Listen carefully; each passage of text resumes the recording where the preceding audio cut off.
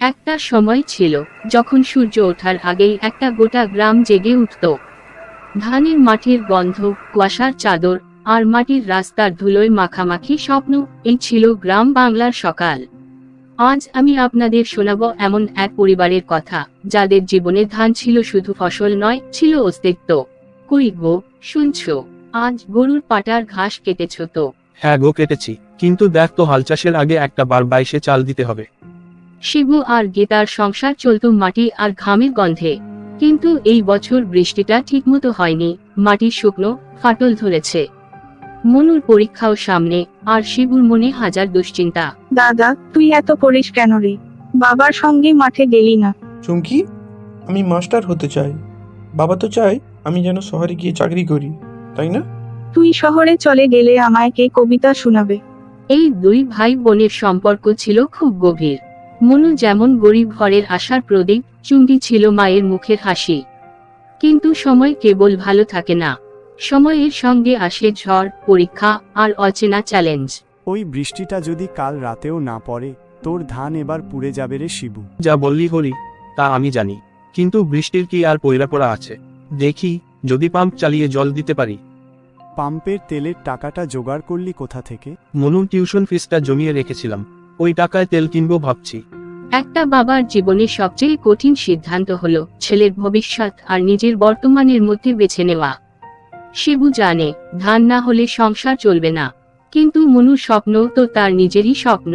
মনুর টাকাটা তেল কিনতে খরচ করবে, সে তো পরশুদিন পরীক্ষা কি দেবে। আমি জানি গো গীতা, কিন্তু পাম্প না চালালে জমিটা শুকিয়ে যাবে, ফাটল ধরেছে। তোমার মাথায় সব দায়িত্ব, আমি জানি, কিন্তু মনুর স্বপ্নটা মাটি হতে দেবে। মাটির মানুষদের জীবনে প্রতিটি সিদ্ধান্ত কষ্টের, সেখানে কোনোটা ভালো আর কোনোটা মন্দ এমন ভাগ করা যায় না। যে দুঃখ চুপি চুপি এসে ঘুম ভাঙায়, সেই দুঃখই তাদের জীবনের চেনা সঙ্গী। তোর পরীক্ষা কেমন যাবে রে মনু? মা, ভালোই হবে, তবে বাবার কথা ভাবলে মনটা কেমন জানি হালকা হালকা ব্যথা করে। তোদের বাবাকে নিয়ে চিন্তা করিস না, সে যেমন নিজের কষ্ট মুখ বুজে সহ্য করে, তোদের জন্যই করে। মনু চলেছে পরীক্ষার পথে, কিন্তু তার পায়ের সঙ্গে হাঁটে হাজার চিন্তা। মায়ের কথা মনে পড়ে, বাবার ঘামে ভেজা মুখ মনে পড়ে। তবু ছেলেটা জানে লেখাই তাকে একদিন আলোর পথে নিয়ে যাবে। পাম্পটা পুরনো হয়ে গেছে ভাই। সারানোর টাকা কোথা থেকে আসবে দাদা? এইটুকু চালিয়ে চালিয়েই তো বছর কাটিয়ে দিচ্ছি। তুই নিজের শরীরের দিকে একটু তাকা শিবু। মাটি আছে, ধানও হবে, কিন্তু শরীর ভেঙে ফেললে তো কেউ রক্ষা করতে পারবে না। পাম্প চলল না, জল উঠল না। শিবুর চোখের সামনে তার ফসল, তার ঘাম আর তার স্বপ্ন সবকিছু মরতে বসেছে। তবু সে জানে হাল ছেড়ে দিলে জীবন থেমে যাবে। মাটি শুকিয়ে গেলেও বাবার চোখে জল নেই। ঘামে সে যে লিখছে সংসারের অলিখিত ইতিহাস। কি লিখিস মা চুপি চুপি? না মা, এমনি একটা কবিতা। তুই কবি হবি দেখছি, লেখো, কিন্তু বাবার পাশে দাঁড়াতে শিখবি। সময় খারাপ গেছে, বুঝলি? বুঝি মা, দাদাও তো বাবার জন্য কষ্ট পায়। চুমকির কলমে লেখা হয় যত কবিতা, ততটুকুই তার ভিতরের না বলা কষ্টের রূপ। এই বয়সেই সে বুঝেছে সংসারে কেবল ভালোবাসা দিয়ে সবকিছু হয় না, পাশে দাঁড়ানোটা সবচেয়ে জরুরি।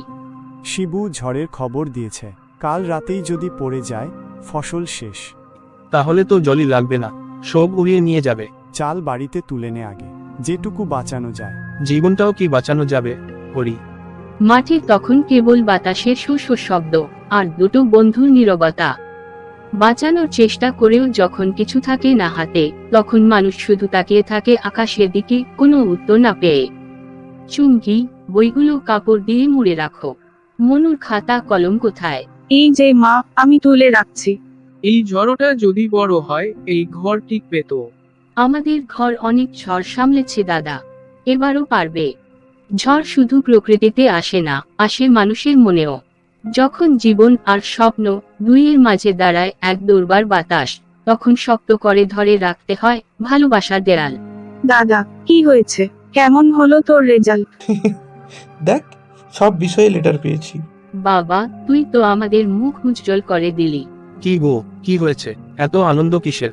বাবা, দাদা লেটার পেয়েছে, মাস্টার হবেই। তোমার স্বপ্ন সত্যি হবে এবার। তুই আমাদের নতুন ফসল রে মনু। তুই আমাদের আলো। মনুর ফলাফল যেন এক বিজয়ের উৎসব হয়ে উঠল। শিবু বুঝল, মাটিতে ফসল না হলেও এই সন্তানরাই তার জীবনধারণের মূল চালিকা শক্তি।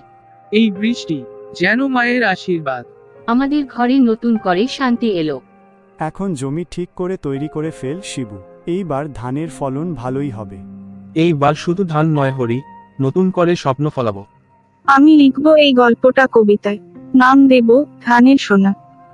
এই ছিল শিবুদের গল্প, একটা গ্রামের ঘাম, কান্না, স্বপ্ন আর ভালোবাসার গল্প, যেখানে ধান মানে শুধু খাদ্য নয়, ধান মানে জীবন, আত্মা আর নতুন দিনের প্রতিশ্রুতি। মাটি যেমন ফেটে চৌচির হয়, তেমনি আবার সজীব হয়।